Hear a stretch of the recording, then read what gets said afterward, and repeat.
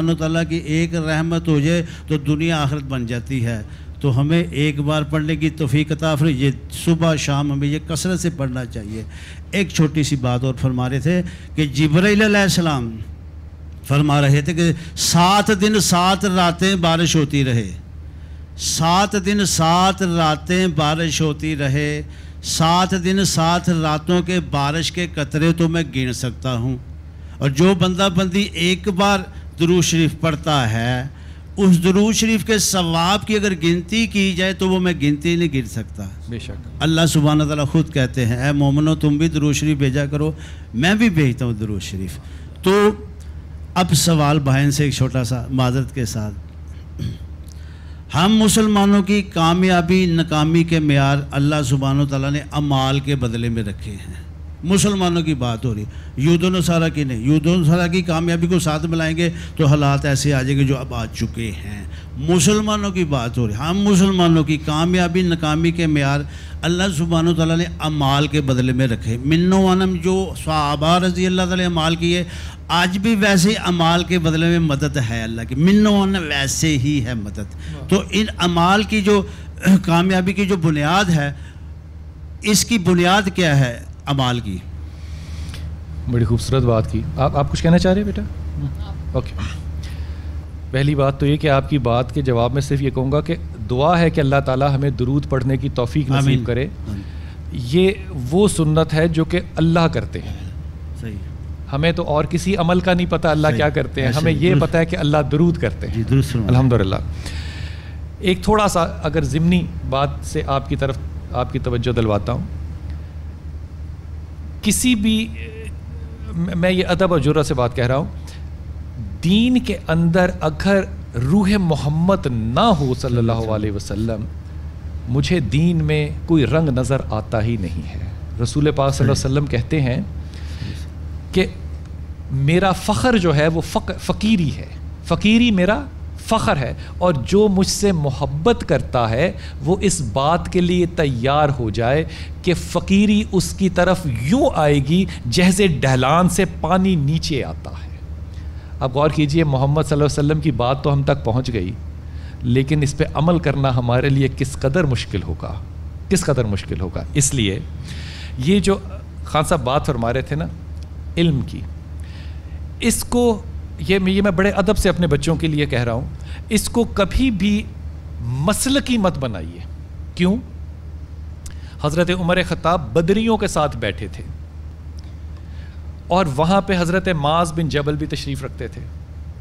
اب یہ حضرت معاذ بن جبل عمر میں بدریوں سے چھوٹے تھے، اور حضرت معاذ بن جبل ان صحابہ میں سے ہیں جن پہ یہودی عورت نے یہ بات جملہ کسا تھا جب نماز کی امامت فرما رہے تھے. اور نماز کون پیش پڑھ رہا تھا؟ حضرت ابو بکر. کیوں؟ جب نماز کا وقت آیا تو کہا پڑھائیے نماز. کہا نماز وہ پڑھائے جو قرآن زیادہ جانتا ہے. معاذ محمد صلی اللہ علیہ وسلم کے پاس رہتا ہے، یہ قرآن زیادہ یہ نہیں کہا قرآن پڑھا ہوا ہے، یہ محمد کے پاس زیادہ رہتا ہے، یہ قرآن جانتا ہے. یہ جب انہوں نے نماز پڑھائی تو یہودن پیچھے کھڑی تھی، اس نے دیکھا نماز سے فارغ ہوئے تو اس نے تانا دیا حضرت ابو بکر کو اور باقی مسلمانوں کو کہ اپنے اماموں کو اتنا لباس تو پہنا دیا کرو کہ جب یہ جھکیں تو ان کا سطر ننگا نہ ہو، ان کا سطر ننگا نہ ہو. حضرت معاذ کہتے ہیں کہ صحابہ نے پیسے اکٹھے کیے اور مجھے ایک چادر خرید کر دی. پھر جب ان کو گورنری ملی، کہتے ہیں رب کعبہ کی قسم مجھے گورنر بن کے وہ خوشی نہیں ہوئی جو اس چادر کی ہوئی تھی مجھے. اعمال کی بنیاد کیا ہے جس سے ہمارا اعمال بنے، یقین بنے؟ اعمال کی بنیاد کیا ہے؟ رسول پاک صلی اللہ علیہ وسلم کی حدیث ہے کہ ایک زمانہ آئے گا کہ میری ایک سنت پہ عمل کرنا اتنا مشکل ہوگا جیسے آگ کا ایک گولا ہاتھ پہ لے کے چلنا. بدریوں کے ساتھ حضرت عمر خطاب کے پاس حضرت معاذ بیٹھے تھے. یہ میں آپ ہی کی بات کی طرف آ رہا ہوں. جی جی. اور بات ہو رہی تھی نصر من اللہ و فتح قریب کی. جی. اور حضرت عمر خطاب نے پوچھا صحابہ سے کہ یہ کیا ہے؟ تمام بدری صحابہ نے کہا کہ یا حضرت عمر خطاب سے کہ عمر اس سے مراد ہے فتح مکہ، یہ وہ نصرت ہے جس میں کہ اب اسلام داخل ہو چکا۔ اس سے پہلے یہ تمام بدری صحابہ جو ہیں حضرت عمر خطاب کو ایک تانا دے چکے تھے، اور وہ تانا کیا تھا کہ دیکھو یہ جو معاذ ہے اس سے بڑے تو ہمارے بیٹے ہیں، تم اس کو ہماری مجلس میں نہ بٹھایا کرو۔ یہ بات ذرا بڑی تھی۔ عمر خطاب ہیں، انہوں نے معاذ کو پیچھے بٹھایا، اور جب سارے بدری صحابہ نے یہ کہا کہ اس کا مطلب صرف فتح مکہ ہے، اب دیکھیے یہ کوئی پلانڈ بات تو نہیں حضرت عمر خطاب فرما رہے نا۔ حضرت عمر خطاب نے معاذ بن جبل سے کہا کہ معاذ تمہارا کیا خیال ہے، اس کا کیا مطلب ہے؟ حضرت معاذ کہتے ہیں کہ نصر من اللہ فتح قریب کے معنی ہے کہ اب رسول اس دنیا سے پردہ فرما جائیں گے۔ اب غور کیجئے، کہاں فتح مکہ، کہاں رسول کا پردہ؟ یہ جو اتنا بڑا وسیع فاصلہ ہے ایک ہی آیت پہ، یہ رنگ ہے اسلام کی تفسیر کا، نہ وہ غلط نہ وہ غلط، یہ ہے رینج، یہ ہے خوبصورتی۔ اس لیے انتہائی ادب اور جرت سے بات کہہ رہا ہوں، پہلے بھی عرض کی، اللہ تعالیٰ نے آج تک کوئی تاریخ ایسی نہیں، نہ الہامی تاریخ نہ انسانی تاریخ، جس میں اللہ نے کم عبادتوں پہ کسی امت یا قوم کو تباہ کیا ہو۔ اللہ نے جب بھی تباہ کیا کردار کی کمزوری پر کیا، کم تولنے پہ تباہ کیا، جھوٹ بولنے پہ تباہ، کم نمازوں پہ کوئی امت تباہ نہیں ہوئی۔ یہ جو رینج اللہ نے دی مذہب اور دین کی، اس کو جو تھیولوجی ہے نا، اللہ کے تھیولوجی کہتے ہیں اسٹڈی آف گاڈ کو، تھیولوجی، اس میں مذہب کو سمجھا جاتا ہے ایک راستہ، گزرنے کا راستہ، گزرگاہ، اور دین کو سمجھا جاتا ہے یوم دین سے۔ اس راستے پہ گزرنے کے بعد جو اکاؤنٹیبلٹی ہے یہ یوم دین ہے۔ تو یہاں پہ وہ تیاری ہے جو اس دن کے لیے آپ نے کرنی ہے۔ اب یہ کیونکہ کھلا اور وسیع ہے، اس کو اللہ نے تنگ نظری سے نہیں دیکھا۔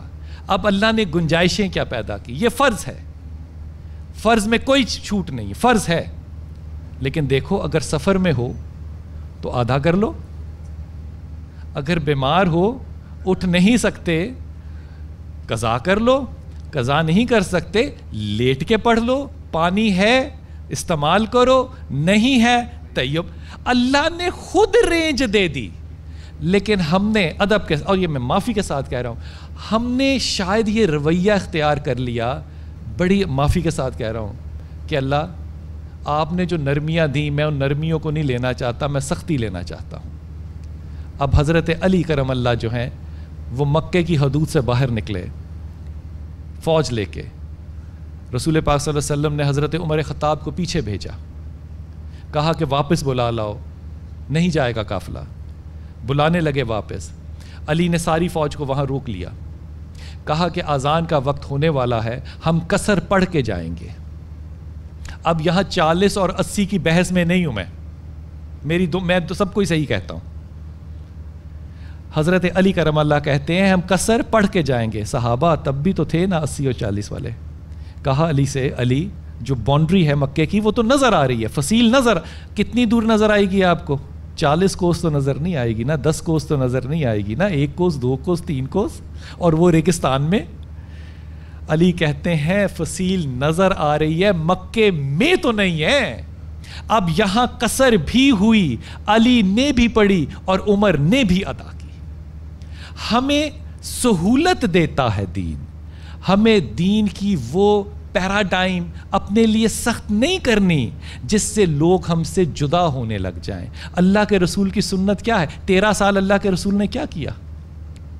صرف تربیت۔ دیکھیے ادب سے جملہ کہہ رہا ہوں، آپ کو ہدیہ کر رہا ہوں، مذہب جب کسی کلچر کے اندر داخل ہوتا ہے تو وہ کلچر کو تبدیل نہیں کرتا، وہ اپنی جگہ بناتا ہے وہاں پہ۔ کلچر اس وقت ایک بڑا پیراڈائم ہوتا ہے، مذہب چھوٹا پیراڈائم ہوتا ہے، وہ اس میں اپنی جگہ بٹھاتا ہے۔ پھر صدیاں لگتی ہیں کہ وہ مذہب اپنے کلچر کی بنیاد رکھ سکے. 13 سال کچھ نہیں کیا. پھر جا کے مدینے میں ریاست قائم ہوئی. پھر ریاست میں سب سے پہلی کامیابی کیا تھی؟ سب سے پہلی معاہدہ. دیکھو ہمارے یہ حقوق ہیں, تمہارے یہ حقوق ہیں. ان باتوں کو قائم کیا. مسجد تو قباء پیچھے قائم ہو چکی تھی, وہ ریاست کا حصہ نہیں تھی. ریاست یہاں قائم ہوئی. یہ لوگوں کے ساتھ لینا دینا کیسے ہوگا؟ یہ جو معاملات ہے یہ روح اسلام ہے. ہم نے روح اسلام میں سے اعمال اسلام کو جدا کر دیا. میں ادب سے یہاں پہ اس گنجائش کو سخت مانتا ہوں. ہمیں روح اسلام میں اعمال کو داخل کرنا ہے, ان کو جدا نہیں کرنا.